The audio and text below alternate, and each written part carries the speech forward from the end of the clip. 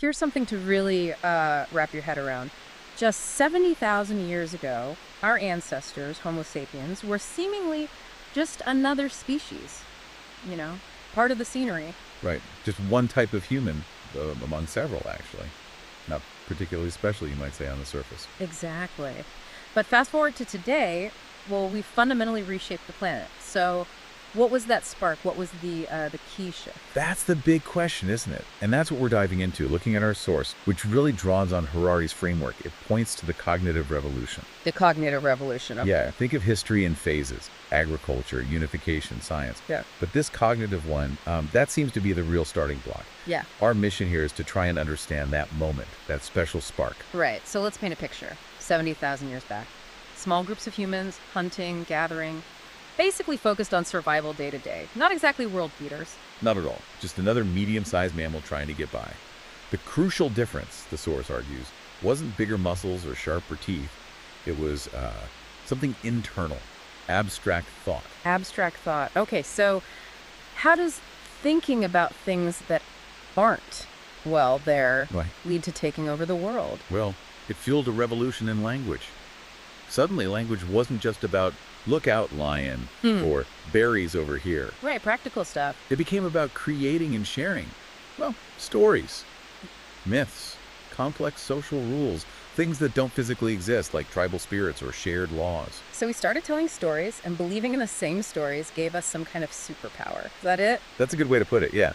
This ability to believe in shared fictions, imagined realities, allowed Homo sapiens to cooperate in huge numbers, way beyond the small family bands. How huge are we talking? Hundreds, thousands even. People who'd never met could work together because they shared a common myth, a common god, a common goal. No other animal could do that. That scale of cooperation, that was the edge. It's funny, though, the source throws in this idea that maybe hunter-gatherer life wasn't as grim as we imagined. Maybe even more relaxed than farming later on. It's a counterintuitive point, right? Yeah. They likely had more varied diets, maybe worked fewer hours overall compared to early farmers tied to their crops. A deep knowledge of their surroundings. Less back-breaking labor, perhaps? Potentially. But it wasn't all rosy. That same clever brain, that cognitive leap, it also started having, well, consequences even back then. Okay. The downside. What kind of consequences? Environmental impact. Even with Stone Age tools. As Homo sapiens spread out of Africa, we see other large animals start to disappear. The Australian megafauna extinction is a big, stark example. Right. Shortly after humans arrived, these giant animals vanished, so our ingenuity had a cost from the get-go. It seems so. Our ability to shape the world started early, and it wasn't always constructive for other species. And speaking of origins, we weren't alone, were we? The source mentions Homo sapiens emerging in Africa, sure, but there were others around. Neanderthals, Homo erectus. Absolutely. And Homo soloensis, the Flores hobbits. It was a diverse human family for a long time. We tend to forget that. We were just one branch. Exactly. But a branch where something significant happened with the brain. The size increase compared to earlier hominids was quite dramatic, from around 600 cubic centimeters up to 1,200, 1,400 or so. Double the size, basically. Wow. But that costs, right? The source mentions the energy drain. Oh, massively. Our brains are incredibly greedy. About 25% of our resting energy goes just to power the brain. Compare that to maybe 8% for other apes. 25%. So that must have affected our bodies. It likely did. It's theorized that this huge energy demand contributed to us being, well, less muscular than, say, Neanderthals. More energy diverted upstairs, less for raw brawn. We needed fuel efficiency. Okay, another big change. Walking upright. Bipedalism. Great for seeing over grass, freeing hands for tools, but it caused problems too. Something about childbirth. That's right. Standing upright narrowed the hips, especially the female pelvis and birth canal. This meant human babies had to be born, essentially, prematurely, compared to other animals. Their brains are still very underdeveloped at birth. So helpless babies. Very helpless, and for a long time. This likely drove the need for much stronger social bonds, shared parenting, community support. It takes a village, as they say, and maybe that started way back then because of how we walked. It's wild to think that for millions of years, we weren't the top dogs. More like middle management in the food chain. Yeah, something like that. hunting small stuff, scavenging, gathering plants, but also definitely being hunted ourselves by bigger predators. We weren't apex predators for most of our history. When did that shift happen? When did we start going after the big game consistently? The evidence suggests some human species started hunting large animals more regularly around 400,000 years ago. But the real jump to the top of the food chain, that's much more recent, really in the last 100,000 years or so, with Homo sapiens. And it wasn't because we suddenly got super strong. No, it was brain over brawn again. Yeah. Strategy, communication, cooperation, and crucially, fire. Ah, fire. That seems like a huge step. How early was that mastered? Well, there's evidence of opportunistic use going way back, maybe 800,000 years. But routine use, controlling it, making it on demand, that seems more solid around 300,000 years ago with species like Homo erectus, Neanderthals, and early sapiens. And the benefits were huge, I imagine. Light, warmth. Defense against predators is a huge one. Plus, they started using it to shape the environment, burning forests to create grasslands that attracted game animals. Landscape management, basically. But the source really highlights cooking, doesn't it? As the real revolution fire brought. Absolutely. Cooking was a game changer. It unlocked nutrients in foods that were hard or impossible to digest raw, like grains, tubers, potatoes. Suddenly, much more energy was available. Easier to chew, easier to digest. Exactly. Less energy spent chewing, smaller guts needed over evolutionary time. It probably freed up energy, maybe even contributing more to that energy-hungry brain. And it made us different, right? Controlling fire like that. Yeah, the source makes a great point. Other animals use natural forces like wind or currents, but humans learn to control a fundamental force like fire. That's a profound step. Okay, so sapiens start moving out of Africa again, and they run into these other human species already living in Eurasia. Neanderthals, Denisovans. What happened? Did we get along? That's the million-dollar question. And the source lays out the main theories. The interbreeding theory suggests we, well, mixed. The replacement theory suggests we basically outcompeted or wiped them out. And the genetics seem to point towards mixing, at least some. Yes, the genetic discoveries since 2010 have been pretty definitive. Many modern humans outside Africa carry Neanderthal DNA, maybe 1–4%. And some populations, like in Melanesia, have Denisovan DNA too, up to 6%. So there was interbreeding, we know that. But then why are they gone? If we were compatible enough to breed, why did only Homo sapiens survive? That's the puzzle. Maybe sapiens just had better tools, better hunting techniques, more effective social organization, outcompeted them for resource. Or maybe it was darker. Conflict. That's also a possibility the source mentions. Direct conflict, even violence on a large scale. Genocide isn't out of the question, though it's hard to prove. What's clear is that wherever Homo sapiens arrived, other human species tended to disappear relatively quickly after. It's a sobering thought. Our species' arrival wasn't always good news for our cousins. No, it seems not. Our current situation, being the only human species left, is actually the historical anomaly. Which brings us back again to that period around 70,000 years ago. The cognitive revolution. Even if sapiens lost early encounters with Neanderthals, something changed fundamentally around this time. Exactly. The pace picks up dramatically. New behaviors, new tools, art appears. This is when the really successful out-of-Africa migration happens, the one that sticks. Sapiens quickly overtake Neanderthals, spread across Asia, Europe. And even cross open water to Australia, right? Around 45,000 years ago. That's incredible. Astonishing. It points to a level of planning, cooperation, and probably technology, even if we haven't found the boats that was unprecedented. And the source pins this explosion on the sapiens' brain again. Not just bigger, but different.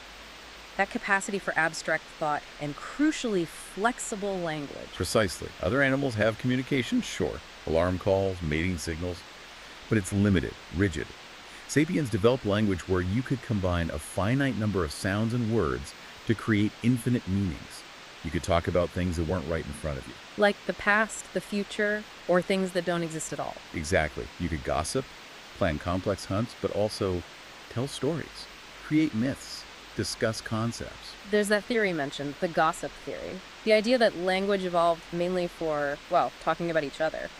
Yeah, it's an interesting one. To maintain social cohesion in larger groups, you need to know who's reliable, who's cheating, who's pulling their weight. Gossip is basically social information management. Keeping track of everyone in a group bigger than, say, 150 people, Dunbar's number, gets really hard without that. Right.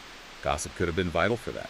But the source argues, and it's a key point in Harari's work, that the truly unique thing wasn't just gossip. It was the ability to talk about and believe in things that aren't real. The imagined realities again. Gods, spirits, tribes, nations, laws, money. Yes. These shared fictions are what allowed sapiens to cooperate flexibly in massive numbers. You can unite thousands, millions of strangers under a common banner, a shared religion, a shared national identity, a shared belief in the value of a piece of paper called money.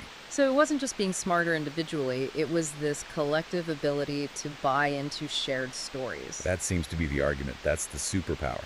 It allowed us to create social structures far larger and more complex than any other species could manage, moving beyond just personal relationships. Ancient tribes, modern nations, big companies, they all rely on people believing in the same concepts. Fundamentally, yes. The source draws that line from ancient shamans dealing with tribal spirits to modern lawyers dealing with limited liability corporations. Both are navigating complex realities built on shared agreement. That Peugeot example is striking. The company isn't just the factories or the cars, it's the shared legal and financial idea of Peugeot. Exactly. If everything physical vanished, the concept, the legal entity, could still exist because we collectively agree it does. It lives in our shared imagination. And that applies to religions, legal systems, human rights, things we build societies around. And importantly, these aren't just lies. A lie is something the liar knows isn't true. These collective fictions are things that large numbers of people genuinely believe in and act upon. They become powerful forces. So humans started living in two worlds simultaneously, the objective world of rivers and trees, and this imagined world of gods and money. That's the core idea. And that imagined reality allowed for coordination and action on a scale no other animal limited to objective reality could ever achieve. That's the sapiens difference. And this unlocked a faster kind of evolution, didn't it? Cultural evolution. We didn't need to wait for our genes to change to adapt our behavior anymore. Precisely. We can change our social structures, our beliefs, our technologies incredibly rapidly just by changing the stories we told and believed. Imagine Neanderthals facing sapiens, maybe physically stronger individually, but sapiens could coordinate hundreds for a hunt or a fight based on a shared plan or belief. That's a huge advantage. The source mentions evidence of really early long-distance trade, too. Shells from the coast found way inland, obsidian traveling hundreds of miles. Yeah, 30,000 years ago or more. That kind of trade implies not just travel, but shared concepts of value, trust between strangers, agreements, all resting on abstract ideas and communication. So to sum up that revolution, we got better at sharing info about the world, better at managing social relationships, gossip, and uniquely able to talk about and believe in things that weren't real. Those three things together, driven by this cognitive shift, allowed our culture and societies to develop at lightning speed compared to the slow pace of biological evolution that governed other species. Culture started trumping biology, in a way. In many important ways, yes. Creating these fictional realities, laws, religions, economic systems, meant our behavior wasn't just dictated by hormones and instincts anymore. We started living by rules and ideologies born from shared stories. Obviously, biology still matters for individuals. Of course. But the big differences between sapiens and, say, chimpanzees become most dramatic when you look at large groups. Thousands of chimps can't cooperate based on a shared belief in chimp dollars or the great ape in the sky. And the speed of change is just mind-boggling. Stone tools 30,000 years ago, nuclear missiles today. Yet the brain of the person carving that Lovenmensch figurine back then was basically the same as ours. The hardware was similar, the software, the culture, the shared fictions evolved incredibly rapidly. The source uses that nice metaphor, the tree of knowledge, for this moment. The ability to think abstractly and share imagined realities. Yeah, rooting that ability in the cognitive revolution around 70,000 years ago. Yeah. And from that root grew all these complex systems, myths, laws, gods, money, intangible things that organized millions of people. All leading back to that core outcome, unprecedented large-scale cooperation. Exactly. Now, it's easy to focus on these big revolutions, but we spent most of our history as hunter-gatherers, didn't we? Millennia upon millennia. That must have left a deep mark. Oh, absolutely. Evolutionary psychology is built on that idea that our brains and even our bodies are, in many ways, adapted to that ancient lifestyle. Our craving for sweet or fatty foods, for instance, made sense when calories were scarce. Not so great in a world of fast food. Precisely. And the source brings up that surprising idea again that hunter-gatherers might have been, in some ways, the original affluent society. Affluent how? Possibly fewer hours spent working for subsistence compared to early farmers, more varied and nutritious diets, maybe less exposure to infectious diseases that exploded with dense agricultural populations. So, not necessarily a constant struggle for survival. It was likely varied and challenging, but maybe not the unremitting hardship we often picture. However, the source rightly cautions against romanticizing it. There was a darker side too. Such as? Evidence suggests things like ritual sacrifice, infanticide, abandonment of the sick or elderly did occur in some hunter-gatherer societies. It wasn't a peaceful paradise. Okay, so after the cognitive revolution kicks in, sapiens start spreading rapidly. We mentioned Australia around 45,000 years ago. That implies some serious travel skills. It really does. The source floats the idea that maybe the first true maritime societies developed in the Indonesian archipelago. The skills needed to make those crossings. We lack direct proof of boats from that far back, but reaching Australia is hard to explain otherwise. But this great expansion came at a terrible cost, environmentally speaking. Back to the megafauna extinctions, Australia is the first big example. A devastating one. Within a few thousand years of human arrival, most of the large animals, giant kangaroos, marsupial lions, huge wombats, were gone, wiped out. And the source argues strongly against climate change being the main culprit there. Yeah, the timing doesn't quite fit a climate-only explanation. The climate shifts weren't that extreme compared to previous ones that the animals had survived. Plus, marine life wasn't affected nearly as much. And crucially, you see the same pattern repeated elsewhere. Later humans arrive, megafauna vanish. North America, South America. New Zealand much later with the mole birds. Exactly. The correlation is just too strong to ignore human impact as a major, likely primary driver. How did Stone Age people manage that level of destruction, though? It seems hard to fathom. It wasn't just spears. The source suggests a combination. Relentless hunting pressure on large animals that reproduce slowly. And, importantly, the large-scale use of fire to reshape landscapes. Burning vast areas drove animals out, changed vegetation, maybe made hunting easier, but devastated ecosystems. And maybe climate shifts played a role, too, making populations more vulnerable. Likely exacerbated things, yes. A combination of human pressure and climate stress could have been the final nail in the coffin for many species. It's quite overwhelming to think about how many species might have vanished because of us long before recorded history. A bit humbling. It is. The source calls it the first wave extinction, caused by hunter-gatherers, followed by the second wave with farmers, and now the third wave driven by industrial activity. Understanding that long history might, hopefully, encourage more care now. The irony being that we, Homo sapiens, and the animals we domesticated, cows, pigs, sheep, are pretty much the main large land animals left from that initial tsunami. A stark reminder of our impact. Okay, so let's try and pull this all together as we wrap up this deep dive. The absolute core seems to be the cognitive revolution, roughly 70,000 years ago. That's what made Homo sapiens unique. Right. The development of abstract thought, complex, flexible language, and crucially, the ability to create and believe in shared stories, shared fictions, imagined realities. And that ability was the key that unlocked everything else. Complex societies, built-in cities, large-scale cooperation. An incredibly rapid cultural evolution. Yeah. It allowed us to change our behavior and social structures far faster than biological evolution ever could, giving us a decisive edge over other human species and animals. But then there's the twist, the irony we kept coming back to. That same intelligence, that same ability to cooperate and reshape the world. Also led right from the start to significant ecological destruction and waves of extinction. Our greatest strength contained the seeds of immense destructive power. It's a profound paradox, really. It is. It defines much of our history. So maybe the final thought to leave everyone with, spinning out of this history, given these unique capabilities we have, this power born from shared stories, and knowing the consequences it's had, what's our responsibility now, as the species left holding the keys to the planet? That's the question, isn't it? What stories do we choose to believe and act on now?